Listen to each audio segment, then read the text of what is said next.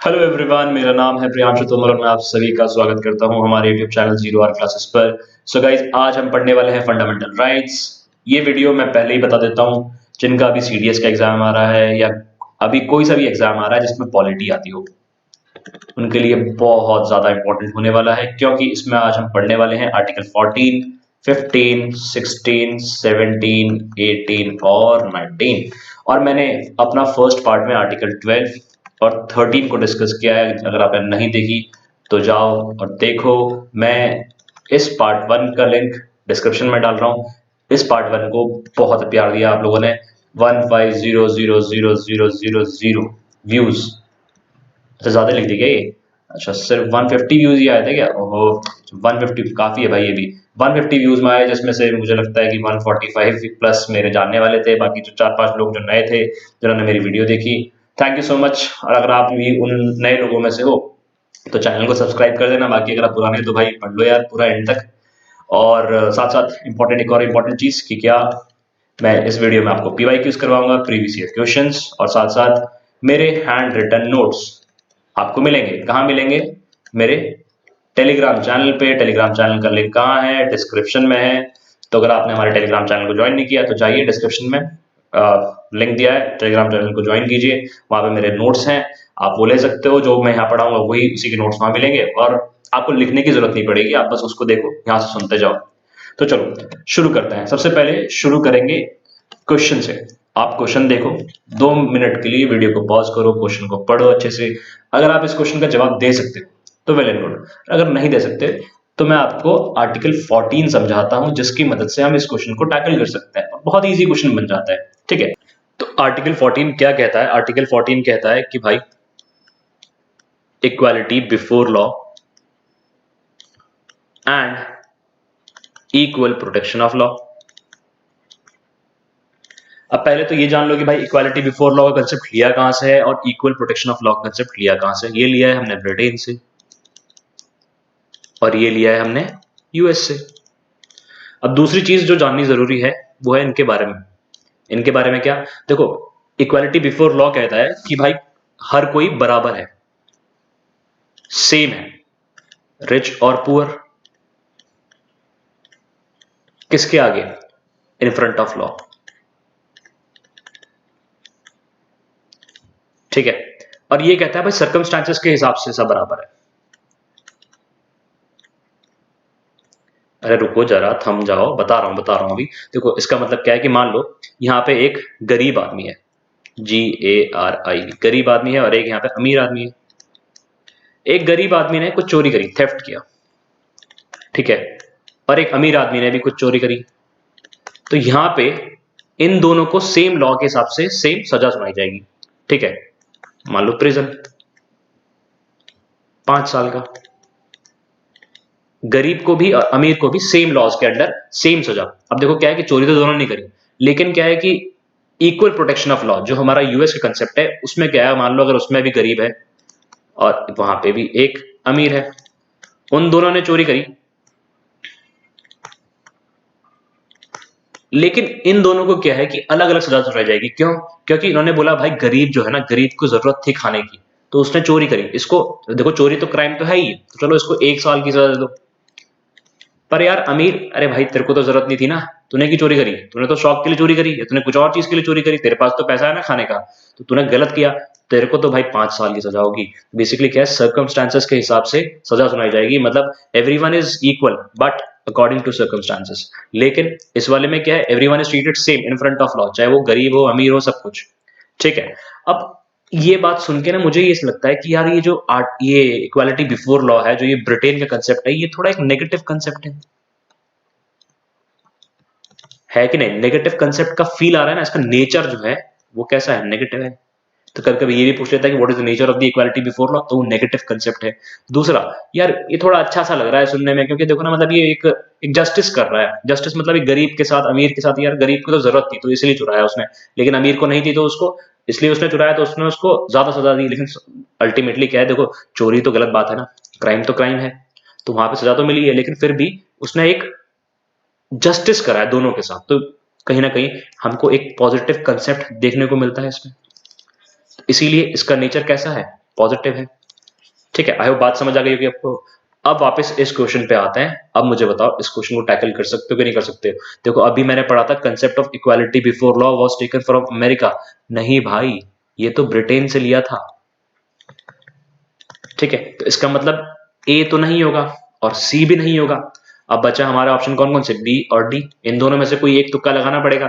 फिर दूसरा स्टेटमेंट पढ़ते हैं। दूसरा स्टेटमेंट क्या है, the concept of equal protection of law was taken from Britain. भाई ये भी गलत। अरे सब ऊपर नीचे कर दिया क्या। हाँ देखो, वाज टेकन फ्रॉम अमेरिका। ठीक है, यूएस बेसिकली बोल सकते हो। तो कौन सा वाला सही है, ओनली, अच्छा नहीं, दोनों कोई से भी सही नहीं है ना, तो मतलब इसका मतलब बी भी गलत है। तो मतलब डी ऑप्शन हमारा सही है। तो इसका मतलब answer D, none is correct. आपको बात समझ आ गई होगी। बहुत इजी कंसेप्ट था आर्टिकल 14। चलो आगे बढ़ते हैं आर्टिकल 15 के लिए। आर्टिकल 15 पे एक क्वेश्चन है। देखो क्वेश्चन, अब वही सेम स्ट्रैटेजी, वीडियो को पॉज करो, क्वेश्चन को पढ़ो। अगर जवाब दे सकते हो तो वेल एंड गुड, नहीं दे सकते तो मैं आपको आगे बता ही रहा हूँ इसका क्या है। आर्टिकल 15 कहता है भाई, आर्टिकल, अच्छा पहले तो तुझे बताओ, आर्टिकल 15 मूवी देखी किसी ने, आयुष्मान खुराना वाली, बहुत अच्छी मूवी है। अगर नहीं देखी फ्री टाइम में देख सकते हो। और बाकी अभी तो फिलहाल पढ़ लो भाई। दूसरी चीज अब क्या है कि आर्टिकल 15 कहता है prohibition of discrimination on certain grounds. आपको बस ये ग्राउंड्स याद करना है, कौन कौन से ग्राउंड्स पे डिस्क्रिमिनेशन को मना किया है, कौन कौन से ग्राउंड है। देखो मैं तो उसको आरआरसीएसपी से याद किया। ये निमोनिक है। आरआरसीएसपी क्या है, रेस, रिलीजन, कास्ट, सेक्स और प्लेस ऑफ बर्थ। सिर्फ और सिर्फ इन 5 ग्राउंड्स पे प्रोहिबिशन है, बेसिकली स्टेट को मना करता है। हमारा कॉन्स्टिट्यूशन बोलता है कि भाई स्टेट जो है इन 5 ग्राउंड्स पर डिस्क्रिमिनेट नहीं कर सकता, बाकी औरों पे कर सकता है। ठीक है, पर इन पे तो नहीं करेगा। तो दोबारा से अपने क्वेश्चन पे आते हैं। भाई कौन कौन से ग्राउंड्स हैं, देखो इसमें बोला prohibition of state shall not, article 15 prohibits the state shall not discriminate on the following grounds. कौन कौन से ग्राउंड्स। अब रेस पे तो भाई डिस्क्रिमिनेशन, अच्छा पहले ऑप्शन देख लो, ऑप्शन से भी आना चाहिए ना सॉल्व करने का तरीका। देखो क्या है कि ऑप्शन में 1 2 1 2 1 2, इसका मतलब 1 और 2 तो सही है ही है। ठीक है, क्योंकि देखो डी बोलता है ऑल ऑफ द अबव, है ना। डी भी बोलता है कि भाई सारे के सारे सही हैं, उसका मतलब 1 और 2 ऑप्शन जो है वो तो सही है ही हमारे। हमें कौन सा देखना है, हमें थर्ड फोर्थ और फिफ्थ देखना है। ठीक है, पर हमें पता है भाई, हमें पहले से ही पता है कि आर्टिकल 15 में कौन कौन से ग्राउंड्स दिए गए हैं, आरआरसीएसपी, रेस, रिलीजन, कास्ट, सेक्स और प्लेस ऑफ बर्थ। तो जाहिर सी बात है कौन सा है इसका आंसर, ऑप्शन नंबर डी।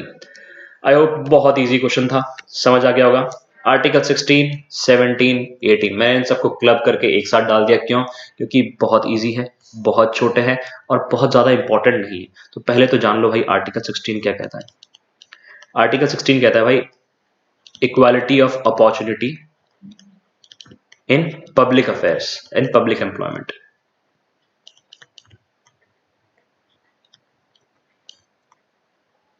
मतलब हर किसी को ना बराबरी का मौका दिया जाएगा नौकरी लगने का। ठीक है, अच्छा देखो कहीं ना कहीं ये थोड़ा गलत भी है। गलत कैसे है, तो इसीलिए हमारे फंडामेंटल राइट्स है ना, वो आपको एक चीज जाननी बहुत जरूरी है, फंडामेंटल राइट्स का नेचर जानना जरूरी है। इनका नेचर क्या है, they are not absolute, not absolute. मतलब जैसा लिखा है ना भाई वैसा नहीं है, अंदर कुछ झोल है अंदर।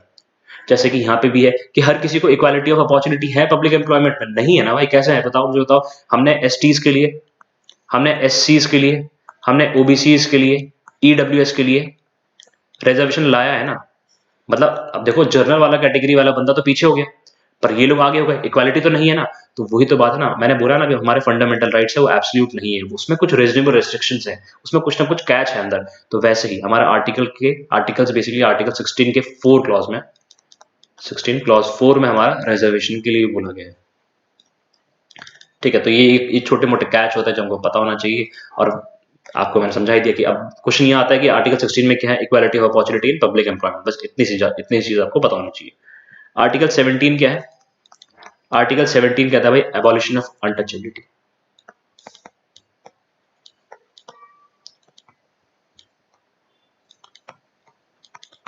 अनटचेबिलिटी को खत्म करने के लिए कहता है आर्टिकल 17, इतना ही और कुछ नहीं है इसमें। और आर्टिकल 18 क्या कहता है? Abolition of title.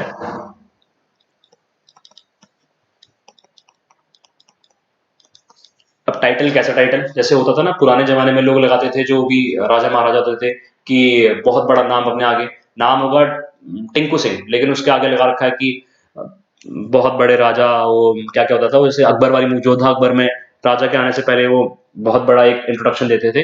तो वैसे ही जो टाइटल्स होते थे पहले खुद से, होशियार, खबरदार, शहनशाह आजम, मुगले आजम, फलाना आजम, ढिमकाना आजम, आ रहे हैं आ रहा है, उसके बाद नाम लास्ट में अकबर। तो ऐसा जो टाइटल होते थे ना, वो खुद से जो अपने आपको देते थे वो नहीं होंगे भाई। अब जो टाइटल होंगे सिर्फ और सिर्फ गवर्नमेंट देगी। गवर्नमेंट कैसे टाइटल्स देगी? या मतलब देखो, गवर्नमेंट देगी या आप कुछ पढ़ लिख के जो आपको टाइटल्स मिल जाए वो है। जैसे मान लो अगर जो पीएचडी कर लेता है उनके नाम के आगे डॉक्टर लग जाता है। और सबसे अच्छी चीज क्या है कि जो आप लोग अभी प्रिपेयर कर रहे हो, सीडीएस का एग्जाम निकलता है, एसएसबी निकलती है, उसके बाद आपके नाम के आगे मेजर लगेगा, लेफ्टिनेंट लगेगा, जो भी मतलब जिस पोस्ट पे आप पहुंचोगे वो लगेगा। ठीक है, तो ये सारी चीजें हैं। अब वो है ना कि रीजनेबल एब्सोल्यूट नहीं है ना। अब टाइटल्स खत्म नहीं कर दिए पूरे टाइटल्स, वो टाइटल खत्म करे जो खुद से लगाते थे, लेकिन जो गवर्नमेंट लगाती है, जो मतलब आप पढ़ लिख के लगाते हो, वो टाइटल्स खत्म नहीं है, वो अभी भी है। ठीक है, आई होप आपको बात समझ आ गया होगा। सबसे ज्यादा important, right to freedom, article 19 से 22 तक, लेकिन हम पढ़ेंगे सिर्फ और सिर्फ आर्टिकल 19। बहुत ज्यादा इंपॉर्टेंट है, बहुत लंबा भी है, इसमें बहुत सारी चीजें भी है। तो सबसे पहले तो ये जान लो कि आर्टिकल 19 पहले कितने क्लॉज थे और अब कितने क्लॉज हैं। पहले कितने थे? ओरिजिनली जब मतलब हमारा कॉन्स्टिट्यूशन बना ही था तो उस टाइम 7 क्लॉजेस थे, मतलब उसमें 7 पार्ट थे, 7 राइट्स गिवन है। इसमें क्या है? इसमें फ्रीडम है हमारे, सर्टेन फ्रीडम्स। तो उसमें कितनी फ्रीडम्स गिवन थी? पहले 7 फ्रीडम्स थी, लेकिन अब क्या है? अब 6 ही रह गई, ओनली 6। एक मतलब एक कम होगी ना, 7 से एक 6 हो गया, तो मतलब एक ना एक रिमूव किया गया, एक कम हो गई। तो कौन सी है? वो है हमारे पास राइट टू प्रॉपर्टी की। राइट टू प्रॉपर्टी अब ये कब हटाई गई? 44th कॉन्स्टिट्यूशनल अमेंडमेंट एक्ट 1978 में हटाई गई। ठीक है, आई होप बात समझ आ गई होगी। अब आपको मैं बता देता हूँ कौन कौन से हैं हमारे पास। मैं इसका निमोनिक भी दूंगा आपको, क्योंकि ये याद करने में काफी लंबा हो जाता है, याद करने में आपको निमोनिक दे दूंगा, उससे बहुत ईजी हो जाएगा। लेकिन पहले जान तो लो कौन कौन से हैं ये। तो पहला है अपने पास आर्टिकल 19(1)(a। आप इसको ऐसे रखो या बस इसको बस याद कर लो कि 1 में क्या है, 2 में क्या है, 3 में क्या है। उसके बाद ऐसा नहीं कि आपको 1A याद करना है, 1B याद करना है, मतलब इट्स अप टू यू जैसा आपको याद करना है। ठीक है, तो 19(1)(a कहता है right to freedom of speech and expression. दोबारा से वही बात याद रखना, fundamental rights are not absolute, मैंने बहुत बार बता दिया। एब्सोल्यूट का मतलब ये ऐसा नहीं कि जैसे एज इट इज लिखा है वैसा ही, मतलब ऐसा नहीं कि भाई मेरे को मान लो मेरे को यहाँ आर्टिकल 19(1)(a) में बोला है कि भाई right to freedom of speech and expression, मैं बीच रोड में जा रहा हूँ, बीच रोड में किसी को भी गाली दे रहा हूँ, तो भाई ऐसा तो नहीं ना। स्पीच मतलब मैं कुछ भी एक्सप्रेस नहीं कर सकता, कुछ भी मतलब गलत नहीं कर सकता ना। कर सकता हूँ, हर मैं अपने हक के लिए बोल सकता हूँ, लेकिन ऐसा नहीं कि कुछ गलत बोल दूं, तो उसमें तो फिर कुटाई होगी भाई, है। तो 19(1)(a) में क्या है? Right to freedom of speech and expression. 19(1)(b) में क्या है हमारे पास? Right to assemble peacefully without arms.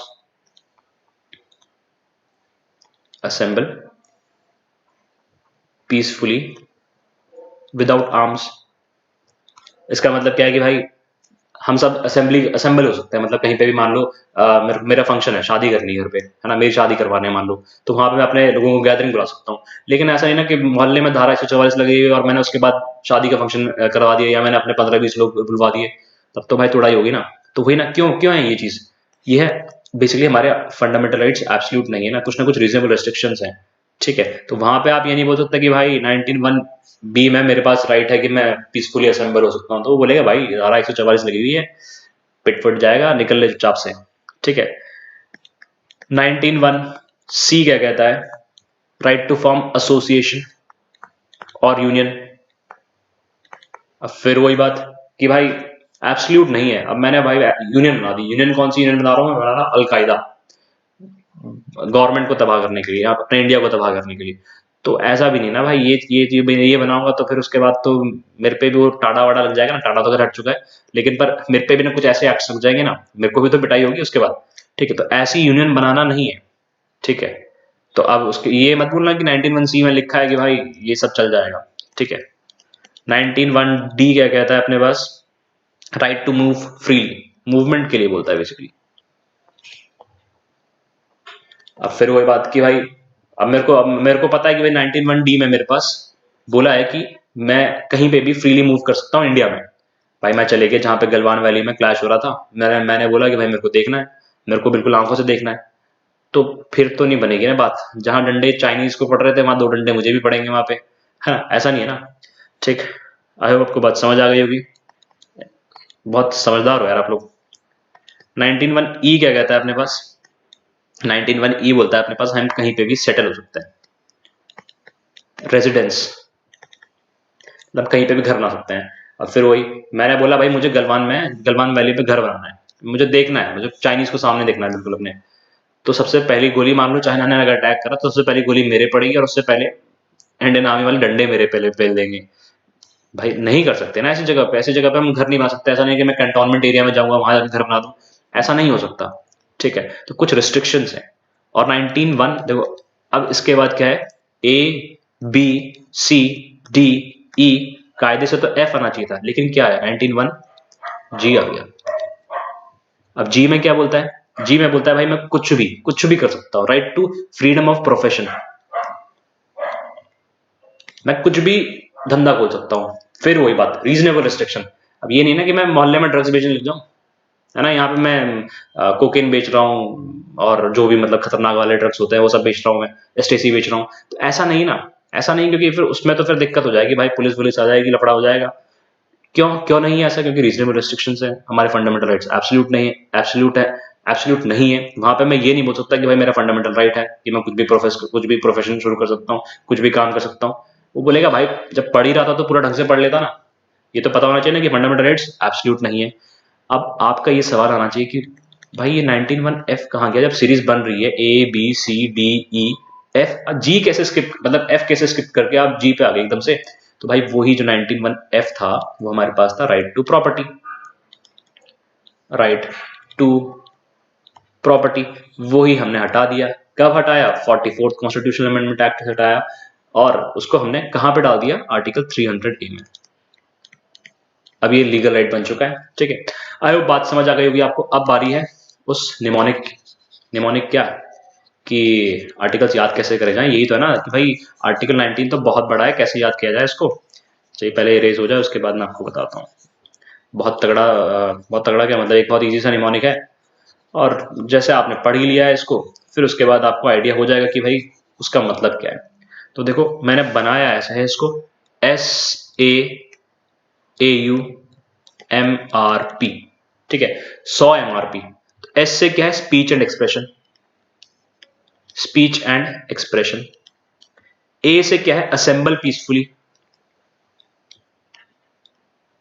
उसी बेसिकली उसी सीक्वेंस में है, जिस सीक्वेंस में मैंने आपको पढ़ाया 1 2 3 4, मतलब 19(1)(a)(b)(c)(d), उसी सीक्वेंस में है ये। और AU क्या है, association, right to formation of associations and union.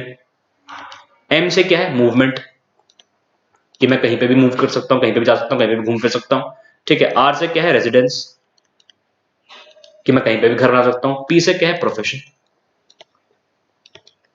कि मैं कुछ भी काम शुरू कर सकता हूं। तो देखो 19(1)(a) में क्या है हमारे पास, स्पीच एंड एक्सप्रेशन के लिए बोला गया है। 19(1)(b) में क्या है हमारे पास, असेंबल पीसफुली के लिए बोला गया है।